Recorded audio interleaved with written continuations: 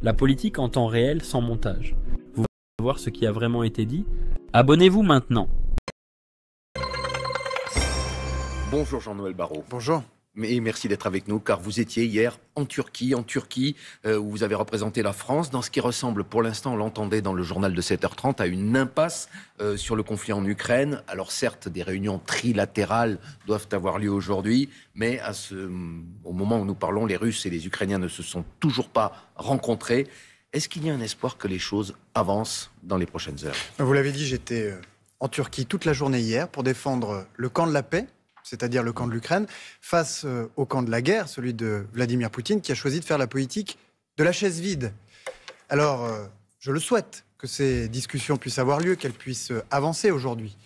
Mais j'ai peu d'espoir. D'une part parce que Vladimir Poutine a refusé de se rendre lui-même en Turquie, et d'autre part parce qu'on ne peut pas négocier sereinement sous les bombes, et qu'il convient, avant que des discussions sérieuses puissent avoir lieu, que Vladimir Poutine consente à un cessez-le-feu. Mais Monsieur Barrot, qu'est-ce qui pourrait faire évoluer la position de Vladimir Poutine et aboutir à ce cessez-le-feu que vous réclamez? On sait que dans ces négociations, le Kremlin a des exigences extrêmement importantes, que Kiev abandonne 4 de ses provinces, la Crimée renonce à être membre de l'OTAN. Qu'est-ce qui est acceptable dans tout ça? L'Ukraine n'a renoncé à rien puisque les discussions n'ont pas commencé. Mais ce qui fera bouger Vladimir Poutine, qui le fera consentir à un cessez-le-feu et à se présenter lui-même lorsqu'on lui propose des discussions directes avec Volodymyr Zelensky, c'est la pression colossale qui va s'abattre sur lui. C'est ce pourquoi j'ai plaidé auprès de nos interlocuteurs américains hier en Turquie.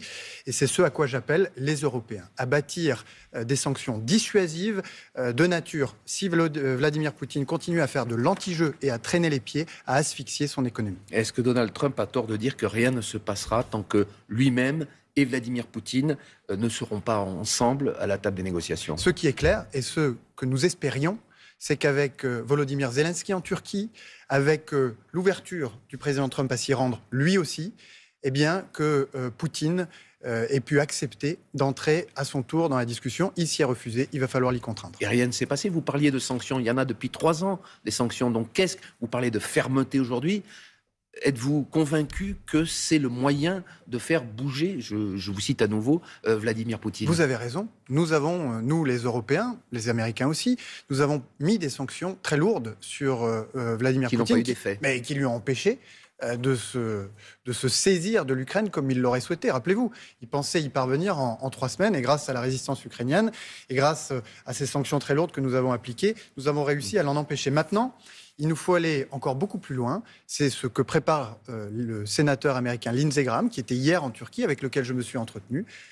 Des sanctions avec des droits de douane de 500% sur les importations de pétrole russe et sur tous les pays qui continuent à en importer. Et c'est la ligne que va suivre, vous pensez, le président des États-Unis, qui s'est montré pour l'instant parfois assez ouvert, au contraire, à son homologue russe. Vous savez, il y a une centaine de sénateurs aux États-Unis et 80 d'entre eux, à peu près, ont déjà soutenu ce paquet de sanctions colossales. Donc vous sentez une évolution aujourd'hui? Je sens évidemment une évolution et une résolution de la part des sénateurs américains d'en finir avec ce conflit et donc de contraindre Vladimir Poutine à entrer de bonne foi dans des négociations. Autre région, autre conflit brûlant, Monsieur Barrot, la situation à Gaza.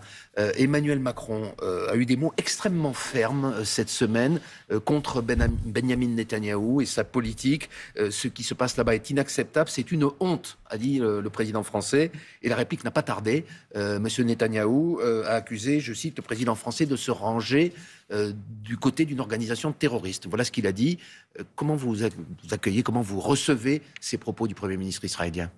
Tout ce qui est excessif est insignifiant. Le Premier ministre israélien sait parfaitement que la France, depuis le premier jour, a condamné le Hamas, qu'elle a sanctionné ses dirigeants et qu'elle appelle aujourd'hui au désarmement du Hamas, à son exclusion de la bande de Gaza, à son exclusion de toute forme de gouvernance à l'avenir. Mais dire pour que la c'était une Palestine. honte, ce n'était pas excessif par contre. Écoutez, monsieur, le Premier ministre israélien doit entendre l'appel quasi unanime de la communauté internationale, profondément choquée par la situation catastrophique à Gaza, à cesser le feu et à laisser entrer sans aucune forme d'entrave et sans délai l'aide humanitaire, l'eau, la nourriture à Gaza. Il y a 9000 enfants qui ont été accueillis dans ce qu'il reste des hôpitaux à Gaza depuis le début de l'année pour malnutrition. C'est une situation qui doit cesser parce qu'elle est inacceptable. Au-delà des mots, que pouvez-vous faire là encore? Est-ce que ce ne sont pas les États-Unis qui ont le pouvoir d'influencer le gouvernement israélien? Est-ce que par exemple la France, l'Union européenne, peut prendre des sanctions contre l'État hébreu? La France s'est mobilisée depuis le départ pour apporter des réponses à la crise humanitaire. C'est à Paris que s'est tenue, un mois après le début des hostilités qui ont fait suite à l'attentat terroriste du 7 octobre, une conférence internationale qui a permis de lever 1 milliard d'euros pour Gaza. Mais vous l'avez vous-même souligné, aujourd'hui c'est le chaos. Ensuite, nous avons pris des sanctions à l'encontre des colons israéliens qui fragilisent la perspective d'une solution politique dans la région. Je l'ai dit, nous ne nous interdisons rien pour l'avenir. Les Pays-Bas ont demandé à la Commission européenne d'examiner l'article 2 de l'accord d'association entre l'Europe et Israël, qui prévoit que les deux parties respectent les droits de l'homme. C'est une demande légitime et j'appelle la Commission européenne à faire ce travail d'instruction. Vous comprenez bien, Monsieur le ministre des Affaires étrangères, vous pourriez dénoncer cet accord qui existe aujourd'hui entre l'Union européenne et Israël si la politique de Benyamin Netanyahou est maintenue dans ces prochaines semaines? C'était l'Europe qu'il appartient de prendre ces décisions, mais pour que cet accord puisse tenir, il faut que les parties en respectent les clauses. Et l'article 2 prévoit le respect par les deux parties des droits de l'homme. Vous ne vous interdisez rien, c'est ce que vous disiez il y a un instant. On revient à Istanbul d'un mot, puisqu'il y a aussi là-bas des négociations entre les pays européens, France, Allemagne et Grande-Bretagne et l'Iran sur le dossier du nucléaire iranien. Pourquoi je parle de cela? Parce qu'aujourd'hui, l'accord sur le nucléaire iranien qui prévoyait la levée des sanctions contre l'abandon d'un nucléaire militaire est aujourd'hui caduc, cet accord. Mais la France, elle réclame aussi la libération de 2 prisonniers, Cécile Collère et Jacques Paris, qui sont, dites-vous, détenus arbitrairement en Iran depuis 3 ans. Qu'est-ce que vous pouvez faire là encore? Qui sont retenus otages depuis 3 ans en Iran, détenus dans des conditions indignes, qui sont assimilables à de la torture, qui sont privés de ce qu'on appelle les visites consulaires, c'est-à-dire les visites par les membres de notre ambassade pour prendre de leurs nouvelles. Et c'est la raison pour laquelle aujourd'hui, je dépose plainte devant la Cour internationale de justice contre l'Iran pour violation de cette protection, de son obligation de donner droit à la protection consulaire. Une plainte de la France contre l'Iran va être déposée aujourd'hui? Absolument.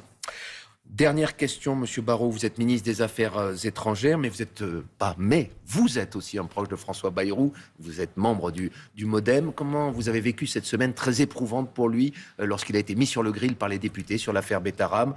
Est-ce que vous l'avez trouvé convaincant? Ce n'est pas le cas de tout le monde. J'ai, comme beaucoup de Français, été choqué par l'inquisition politicienne menée par la France insoumise, non pas pour s'intéresser aux victimes, mais pour semer le chaos, fragiliser les institutions. Et j'ai trouvé un François Bayrou sincère, combatif, qui a fait la démonstration que ce qui l'intéresse dans cette affaire, eh bien, c'est le sort des victimes et pas les procès politiques. Il n'est pas fragilisé. Certains, même dans votre camp, sont troublés par les nuances qu'il a apportées sur les différentes versions du fait qu'il ne savait rien, dit-il, de ce qui se passait, des sévices qui se déroulaient dans cette école catholique. Non, je crois que c'est M. Vanier et la France insoumise qui sont définitivement disqualifiés. D'ici n'est pas seulement une chaîne, c'est un mouvement citoyen. Notre objectif est de documenter la politique de manière claire, accessible et sans manipulation. Si vous